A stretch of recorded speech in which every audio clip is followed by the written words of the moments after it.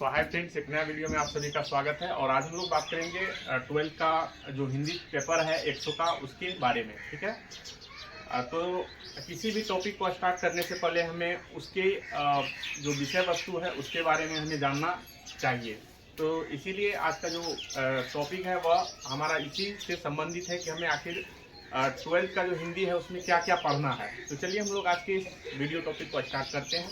और ये हमारा जो है ऑन कैमरा पहला वीडियो है। और आप सभी से पिछले कई वीडियो में हमने आप सबके सामने जो स्क्रीन रिकॉर्डिंग है उसके माध्यम से आया था। और आज पहली बार मेरा ये प्रयास है कि आप सभी के लिए ऑन स्क्रीन आऊँ, आप लोगों के सामने आऊँ। और तो इसी संदर्भ में हम लोगों ने प्रयास किया है। क्योंकि आप सबको पता ही है कि मेरा सिलेक्शन बीपीएससी तैयारी 2 में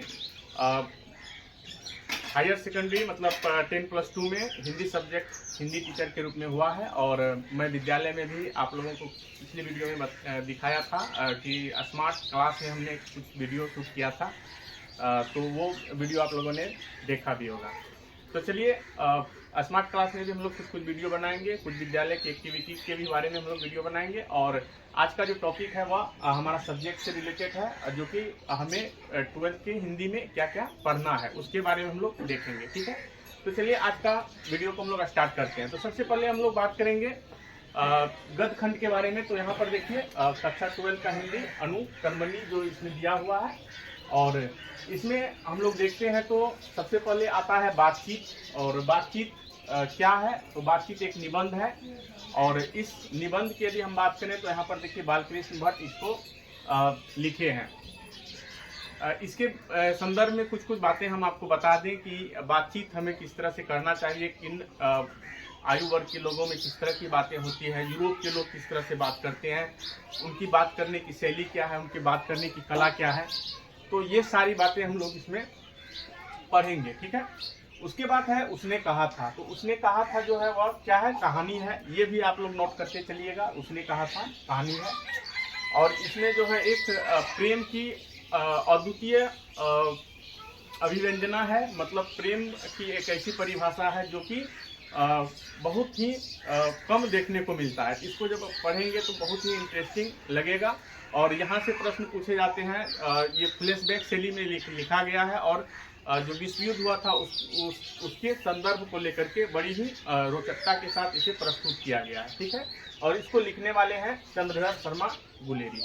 उसके बाद है संपूर्ण क्रांति जयप्रकाश नारायण। ये भाषण है जो कि जयप्रकाश नारायण के द्वारा लिखा गया है। उसके बाद है अर्धनारीश्वर। अर्धनारीश्वर की यदि हम बात करें तो देखिए रामधारी सिंह दिनकर निबंध है ये। उसके बाद आपको देखने को मिलेगा रोज। रोज जो है यह 5वें नंबर पर सच्चिदानंद हिरानंद बादशाह अज्ञेय, जिसको कि प्रयोगवादी कवि के भी नाम से जानते हैं। और रोज जो कहानी है इसको पहले ग्रेगिन नाम से लिखा गया था, जो कि पहाड़ी क्षेत्रों में रहने वाले लोगों को पैर में यदि कोई कांटा चुभ जाता था तो क्या होता था कि उसमें एक तरह की बीमारी हो जाती थी जो कि ग्रेगिन नाम से होता था। और उसके जो रोज के जो रोज में जो है एक डॉक्टर हैं वह उसके पैर को कटवाना पड़ता। तो इसी को लेकर के उसमें देखने को मिलता है। तो रोज में आप लोग देखिएगा कि रोज जो एक कुशल गृहिणी है उसके जीवन शैली को लेकर के लिखा गया है, जो कि लेखक की बहन के रूप में उसमें दिखाया गया है। फिर है एक पत्र और एक लेख भगत सिंह है, ये ऐतिहासिक पत्र है। और उसके बाद ओ सदानीरा जगदीश चंद्र माथुर, ये भी क्या है? निबंध है। सिपाही की माँ। सिपाही की माँ की यदि हम बात करें तो मोहन राकेश का एक एकांकी है, जो कि अंडे का छिलका से लिया गया है। ठीक है, उसके बाद है परगीत और समाज, नामवर सिंह है, ये भी क्या है? निबंध है। उसके बाद है जूठन। जूठन आप लोग देखिएगा तो ओम प्रकाश वाल्मीकि जी का लिखा हुआ है, ये है आत्मकथा। और इसमें जो है वह अपने बारे में जो बातें बताई है वह समाज में देखने को उस जमाने में मिलता था। अभी भी कुछ जगहों पर वो सारी चीजें देखने को मिलता है। तो इसको जो पढ़िएगा तो बहुत ही इंटरेस्टिंग आपको लगेगा। ठीक है, उसके बाद है हंसते हुए मेरा अकेलापन मलियस। डायरी विधा से लिया गया है, डायरी के अंतर्गत इसे हम लोग देखते हैं। ठीक है, उसके बाद है तिरीच उदय प्रकाश, ये कहानी है। और उसके बाद है शिक्षा, जो कि जे कृष्णमूर्ति के द्वारा लिखा गया है, ये संभाषण के अंतर्गत आता है। ठीक है, तो ये कृष्णमूर्ति की यदि हम बात करें तो ये शिक्षाविद थे, और शिक्षाविद के द्वारा जो शिक्षा में क्या क्या परिवर्तन हो सकते हैं, शिक्षा कैसी होनी चाहिए, उसके बारे में इसमें इन्होंने अपनी राय व्यक्त किया है। ठीक है, उसके बाद हम चलते हैं इधर पदखंड में। तो पदखंड में देखिएगा, सबसे पहला है मलिक मोहम्मद जायसी का है कड़बक, और उसके बाद फिर है सूरदास का पद है, जो कृष्ण भक्ति के अद्वितीय कवि के रूप में माने जाते हैं। उसके बाद यदि हम बात करें तो तुलसीदास के पद, और जो कि राम भक्ति शाखा के अद्वितीय कवि हैं। उसके बाद छप्पय नावाभास का है। उसके बाद कवित्व है भूषण का। यदि हम भूषण की बात करें तो ये वीर रस के कवि हैं। ठीक है, उसके बाद है तुमुल कलम में जयशंकर प्रसाद। तो हमने यहाँ पर प्रसाद लिखा है, जयशंकर प्रसाद इनके लेखक कवि हैं, इनके कवि हैं तुमुल कलम में, जो कि यह चिंता सर्ग से लिया गया है। कामायनी के अंतर्गत इसे हम लोग देख सकते हैं। ठीक है, कामायनी से लिया गया है, लेकिन कामायनी में 15 सर्ग है। 15 सर्ग में एक आता है चिंता सर्ग, और उसी चिंता सर्ग से ये हम लोग तुमुल कलम को पढ़ते हैं। ठीक है, उसके बाद है पुत्र वियोग। पुत्र के असामयिक मृत्यु के बाद सुभद्रा कुमारी चौहान के मन में जो एक कवित्री के मन में जो भावनाएं अपने पुत्र को लेकर के व्यक्त हुई थी, उसी को इसमें प्रस्तुत किया गया है।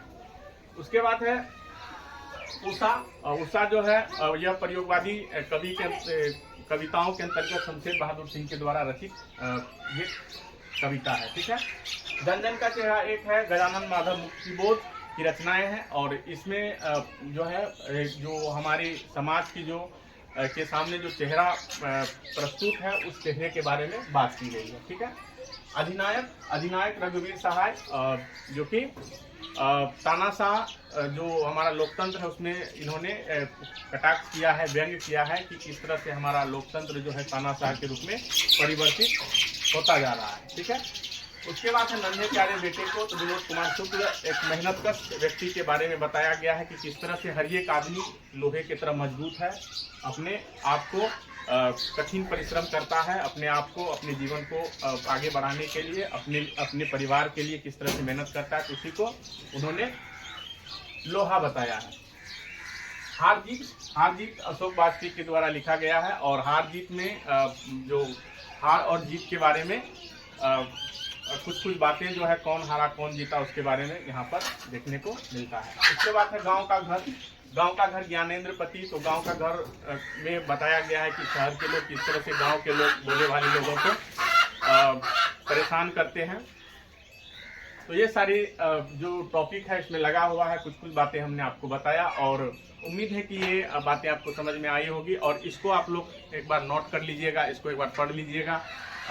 जो परीक्षाओं में हम लोगों ने देखा है कि प्रश्न जो है सीधे यहीं से पूछे जाते हैं। ठीक है, तो आज की इस वीडियो में बस यही जानकारी देना था। वीडियो कैसा लगा कमेंट जरूर कीजिएगा, क्योंकि ये मेरा ऑन रिकॉर्ड मतलब ऑन कैमरा जो है ये पहली वीडियो है, और हो सकता है आप लोगों को क्वालिटी अच्छी नहीं लगे, और इसको थोड़ा सा इम्प्रूव करेंगे, और आप लोगों का इसी तरह से सहयोग और सपोर्ट बना रहना चाहिए। तो आज की इस वीडियो में बस इतना ही, फिर नई टॉपिक के साथ आएंगे, तब तक के लिए आप लोगों से विदा लेते हैं। धन्यवाद।